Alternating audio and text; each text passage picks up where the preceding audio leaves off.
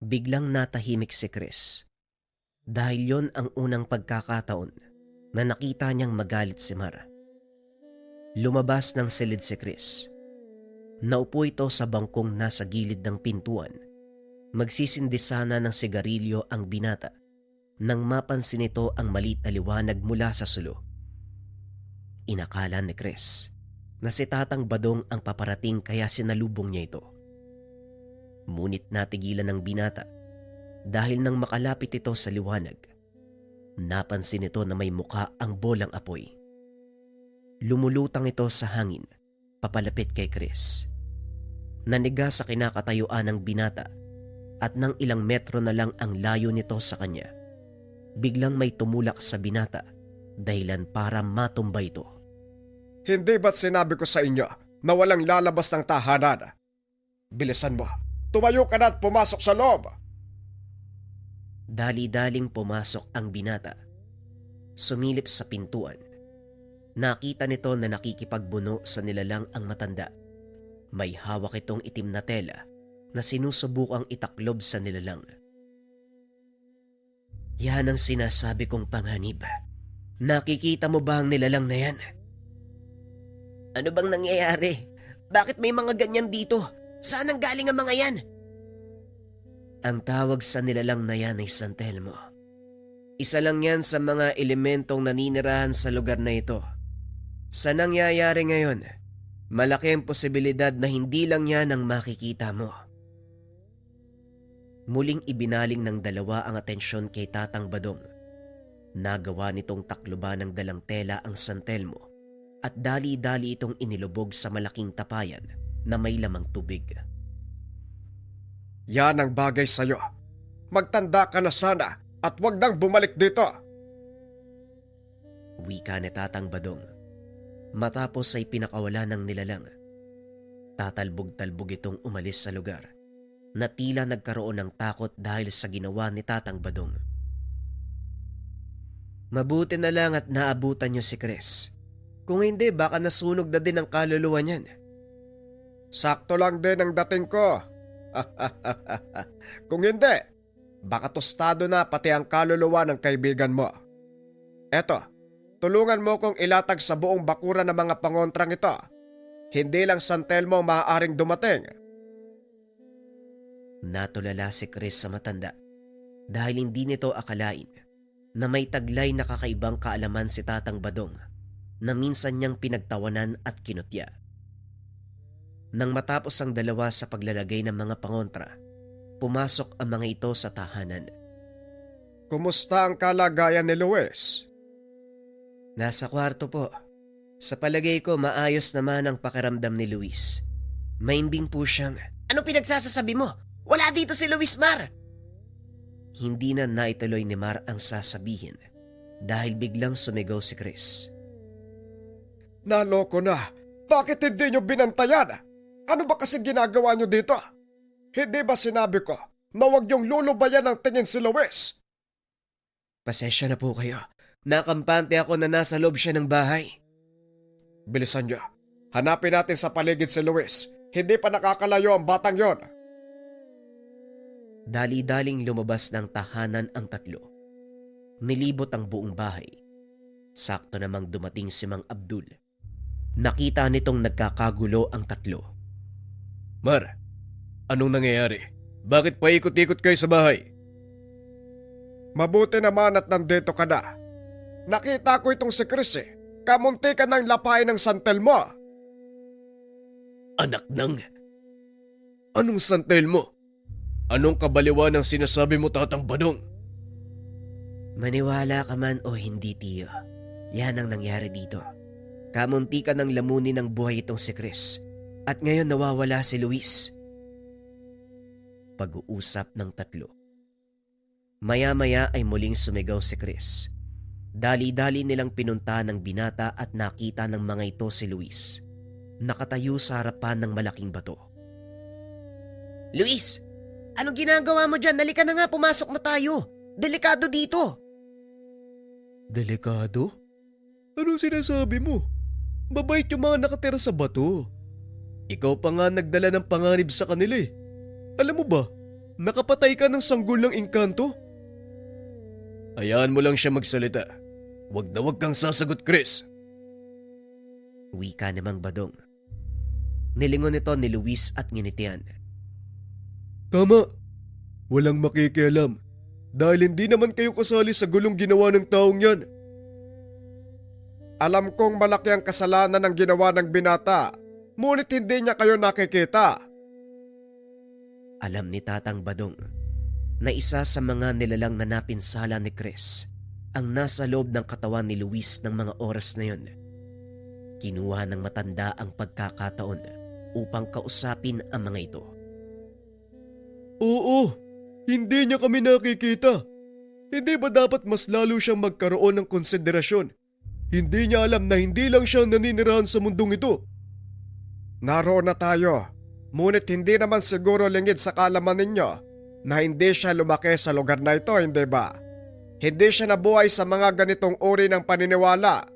Lumaki ang binatang ito na walang ibang nakikita kung hindi mga pisikal na bagay o mga taong nakapaligid sa kanya. Ano man ang maging dahilan mo, napatay ng binatang yan ang aking anak. Wala siyang respeto eh. Nawala ang tangi kong tagapagmana. Alam mo, Tandang Badong ang batas. Buhay ang inutang, buhay din ang kabayaran. Liban na lang kung may magagawa kayo maaaring tumumba sa buhay ng anak ko. Para kung sasabihin ko sa'yo na kaya kong buhayin ang anak mo. Anong magagawa ng isang matandang manggagamot? Alam kong lipas na ang panahon mo. Tignan mo ang iyong sarili.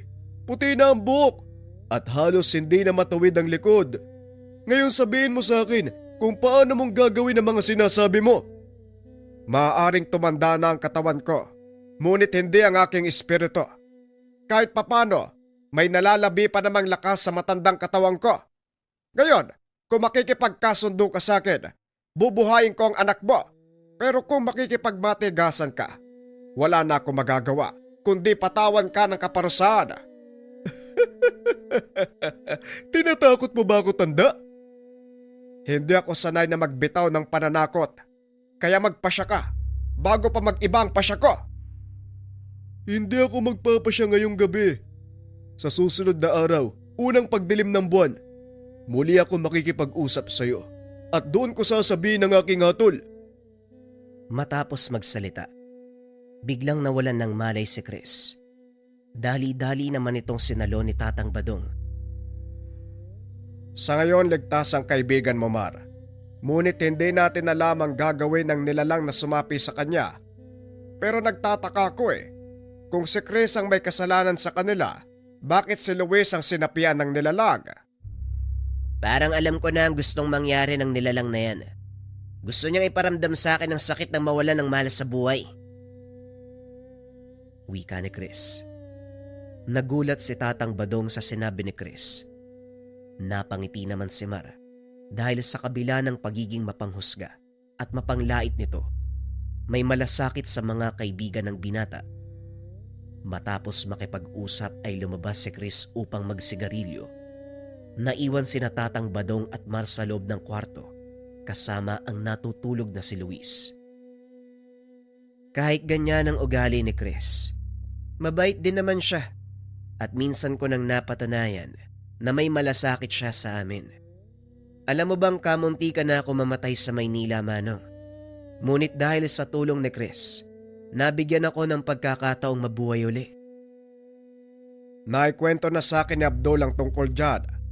Lahat ng tao may kanya-kanyang katangian. At siguro may dahilan ng kaibigan mo kung bakit ganon ang kanyang pinapakitang ugali. Ramdam ko rin naman na mabuti siyang tao. Tama ka, Manong. Matagal ko nang kilala si Chris. Hindi naman ganyan ang totoo niyang ugali. Simula nang umasenso ang kanilang pamumuhay, naging abala ang mga magulang niya sa negosyo. Doon nagsimulang magbago ang ugali niya. Hindi na mahalaga kung ano pa ang nakaraan ni Chris. Ang mahalaga, kaya niyang tumanggap ng pagkakamali at humingi ng kapatawaran. Yan lang naman ang maaaring hilingin sa mga engkanto. Hindi rin tayo nakakasiguro na yun nga ang gusto nila dahil malaking kasalanan ang ginawa ni Chris. At hindi lang simpleng paghingi ng kapatawaran ng sagot sa pagkamatay ng isang anak. Tama ka, pero may nakahanda na ako para sa kanila. Walang karapatan ng sino mang engkantong magpataw ng kaparusahan sa isang tao. Tandaan mo, Mar, tayo ay nilikha ng Diyos sa kanyang wangis. Naniniwala ako na may isang makapangyarihang tagapaglikha na siyang tumitingin sa lahat at siguradong hindi niya tayo papabayaan. Sige na, Tatang, magpahinga na muna tayo. Dito na ako matutulog sa labas. Ako na magbabantay. Hindi, Tatang.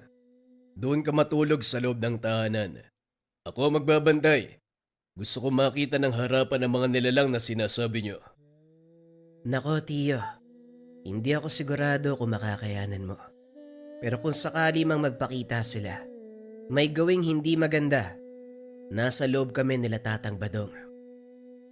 Dito din ako matutulog. Ako may kasalanan sa kanila, di ba? Bakit hindi akong kunin nila? Bakit si Luis pa? Wala namang ginagawa yun eh.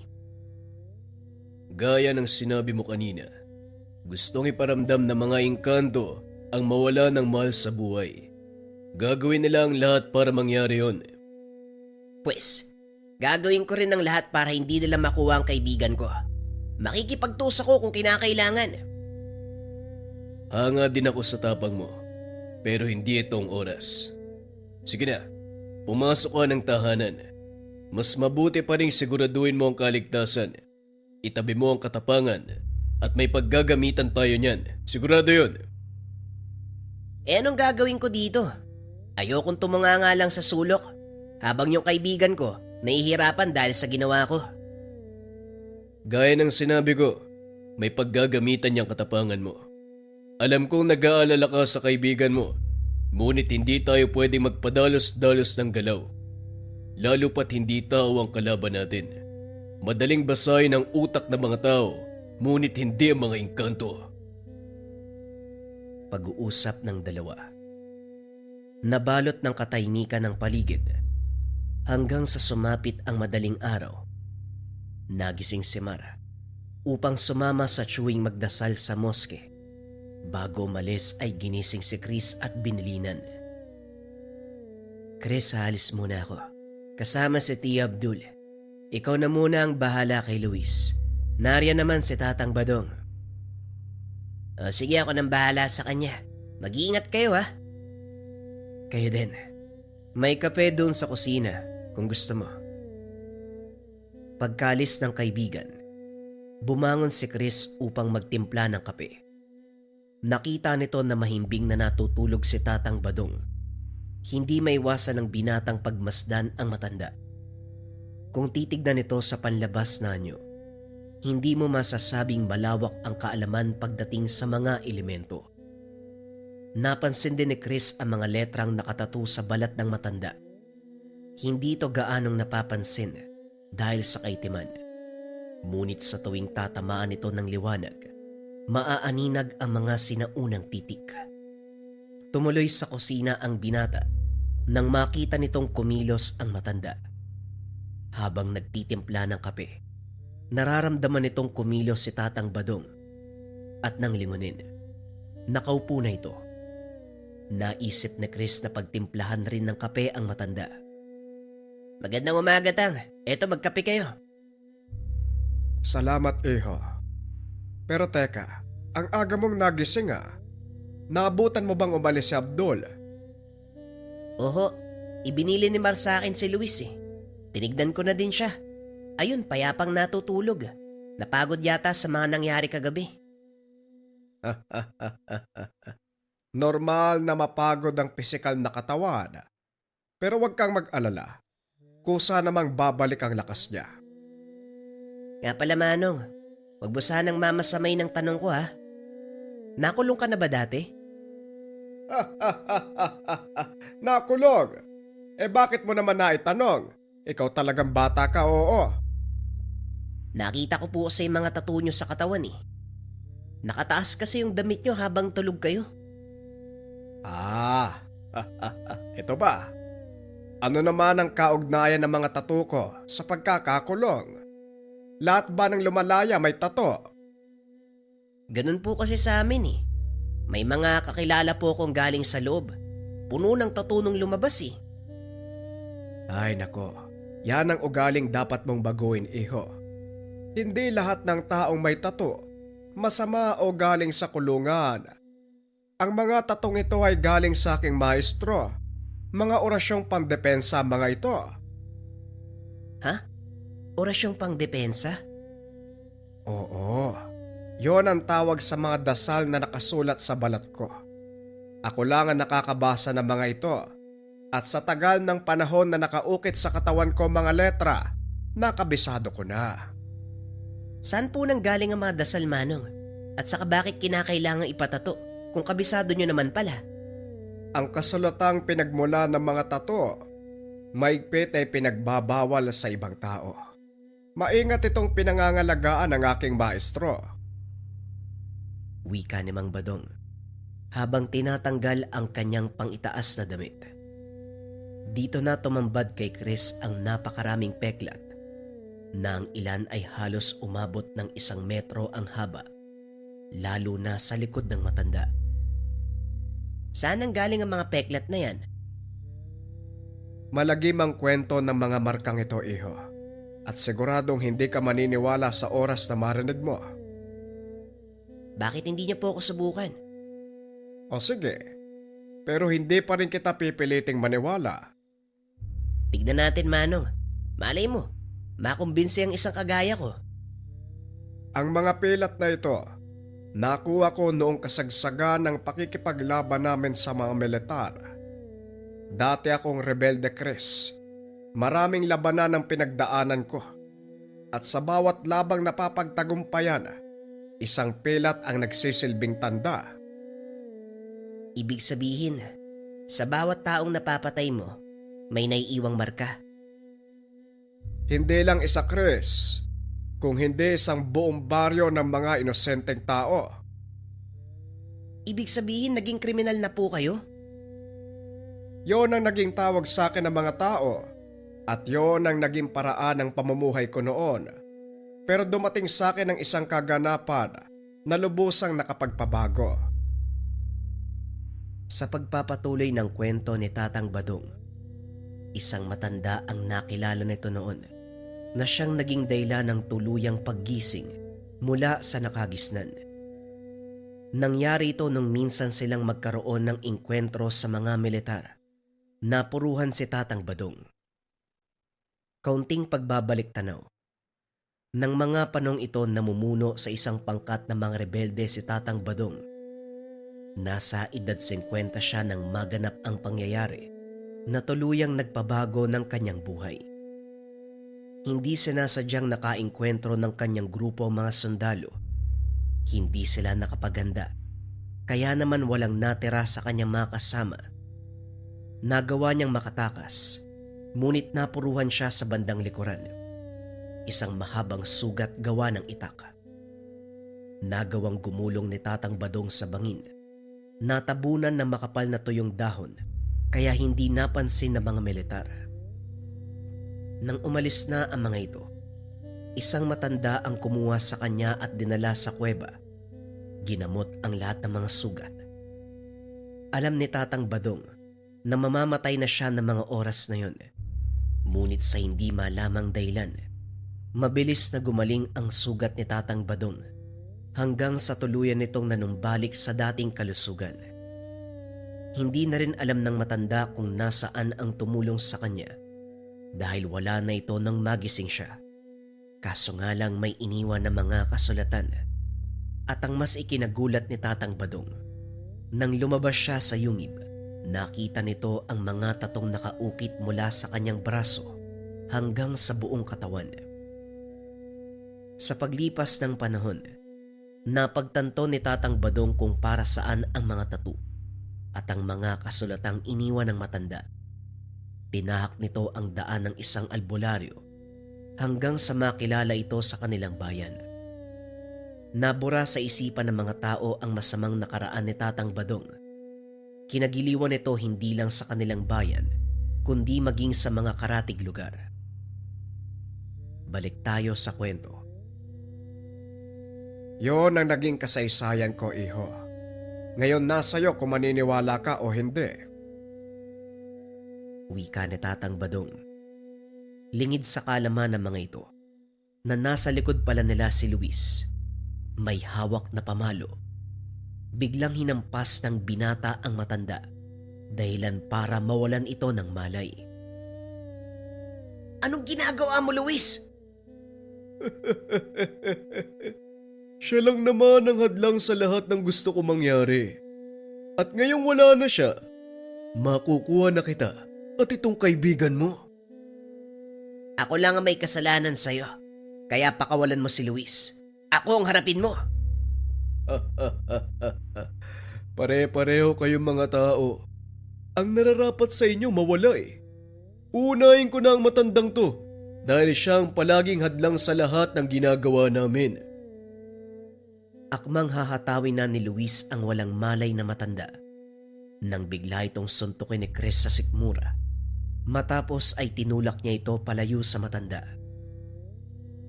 Huwag mong isipin na hindi ko kayang saktan ng kaibigan ko. Hindi mo ko kilala.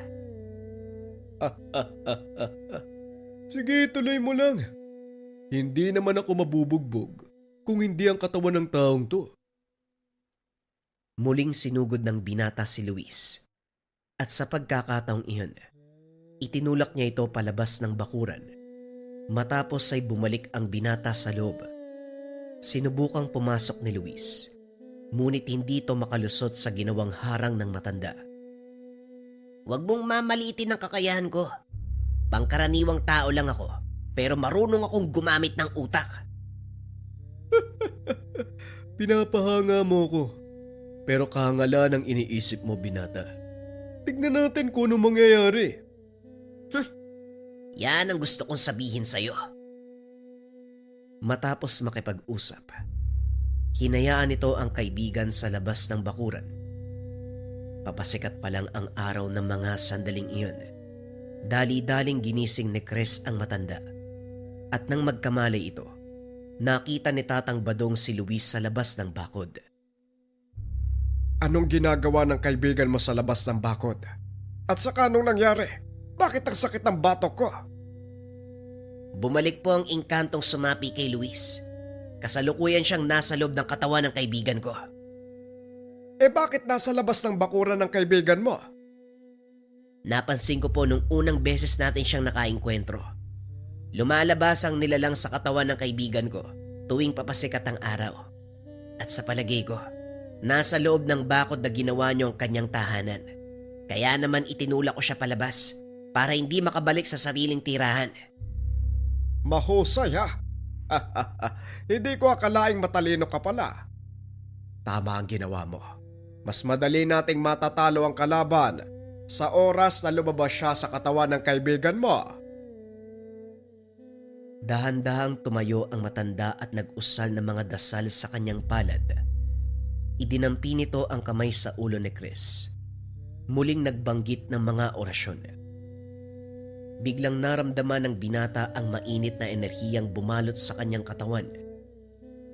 Proteksyon yan para hindi ka lapitan ng mga engkanto. Mahirap na. Baka sa'yo sunod na sumapi ang nilalang eh. Maganda ka dahil maaaring maging madugo ang labang ito. Inaasahan ko na pong sasabihin niyo yan. Huwag kayong mag-alala. Sanay ako sa basagan ng muka. Pag-uusap ng dalawa. Ilang sandali pa sumikat na ng tuluyan ang araw at gaya ng sinabi ni Chris, lumabas sa katawan ng kaibigan ang nilalang. Ngunit sa pagkakataong iyon, nagkaroon ito ng sariling anyo. Isang tikbalang ang nais kumuha sa kanilang magkaibigan bilang paghihiganti sa kamatayan ng anak. Kamatayan niyo ng kaibigan mo. Ang tanging makakapatid ng uhaw ko sa paghiganti.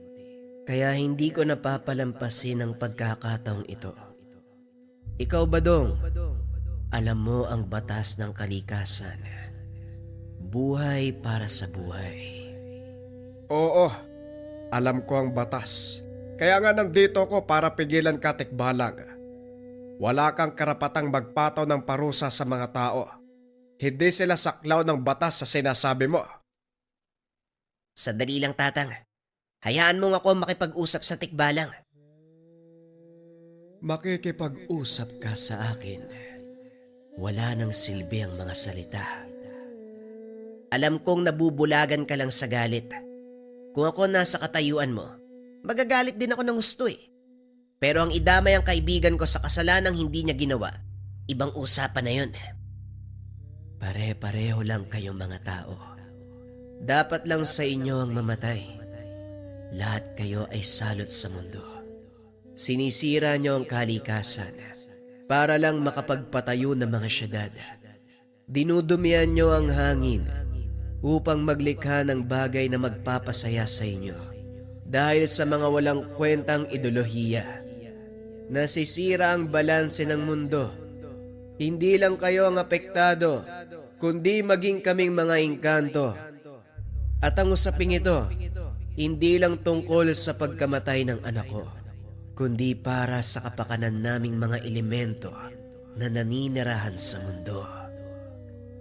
Hindi ako relihiyosong tao, ngunit nauunawaan ko ang mundo ay nilikha para sa lahat. Kaming mga tao, nakikiangkop sa takbo ng pagbabago ng mundo. Kung may mga nasisira man kami, yon ay dahil sa kakulangan sa pag-unawa. Kung may mapahamak man sa inyo, yon ay hindi namin sinasadya. Pero sa kaso ko, aminado ko may kasalanan ako eh. Kaya kung gusto mo kong parasahan, ako na lang. Pakiusap, huwag mong idamay ang kaibigan ko. Pasensya na, pero ito ang hatol ko at hindi na mababago. Mamamatay ka at ang kaibigan mo. Matapos kausapin ng nilalang si Chris, sinugod nito si Luis. Ngunit laking gulat ng tikbalang nang biglang mapunta sa harapan nito si Tatang Badong. Hindi ba sinabi ko sa'yo, huwag mong gagalawin ng mga tao, ang tigas ng ulo mo?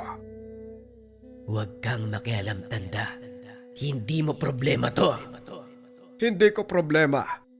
Ako ang nangangalaga sa bayang ito at sa mga taong nakatira dito. Ngayon kung sasabihin mo sa akin na wala akong kinalaman, parang sinabi mo na walang silbi ang pagiging tagapamagitan ko. Huwag mo lang sanang pagsisiyan ang pangingialam mo, tanda. Inundayan ng suntok ng tikbalang ang matanda. Ngunit nagawa itong saluin ni Tatang Badong. Itinulak nito palayo ang tikbalang. Walang tigil na hinagupit ng hawak niyang patpat. Napasigaw ang nilalang dahil sa sakit. Bawat tama nito sa katawan ng nilalang, nagiiwan ng latay na tila nang gagaling sa mainit na bakal. Binalaan na kita nung una pa lang pero hindi ka nakinig. Kung pinalampas mo na lang sana, tininig ang paghingi ko ng tawad sa mga nangyari, hindi tayo aabot sa ganito. Anak ko ang namatay at kapakanan ng mga kalahi ko ang nakasalalay sa labang ito. Kung sakaling mamamatay ako, wala akong pinagsisisihan at hindi ako titigil hanggat hindi nakakamit ang katarungan. Kung ganon, hindi rin ako magdadalawang isip na patayin ka kung hindi ka pa rin titigil. Muling nagsagupaan ang dalawa hanggang sa tuluyang bumagsak ang tikbalang. Inapakan nito sa ulo ni Tatang Badong, tinutukan ng hawak na patpat sa leeg. Bakit hindi mo ituloy, tanda? Tapusin mo na ang laban. Wika ng tikbalang. Ngunit sa pagkakataong iyon, sumagot si Chris upang awatin si Tatang Badong. Sandali lang po. Huwag niyo po siyang papatayin. Hindi ba may inalok kayong kasunduan sa kanya? Oo, pero siya mismo ang may ayaw, kaya wala akong magagawa. Tikbalang makinig ka. Naniniwala ako magagawang buhay ni Tatang Badong ang anak mo. Kung makikipagkasundo ka lang kaya pakiusap, piliin mong wag mamatay. Bakit mo ginagawa ito, tao? Kasalanan ko ang lahat at habang buhay kong dadalin sa konsensya kong pagkamatay mo. Makinig ka sa sinasabi ng binata. Ito ang mas makakabuti para sa lahat.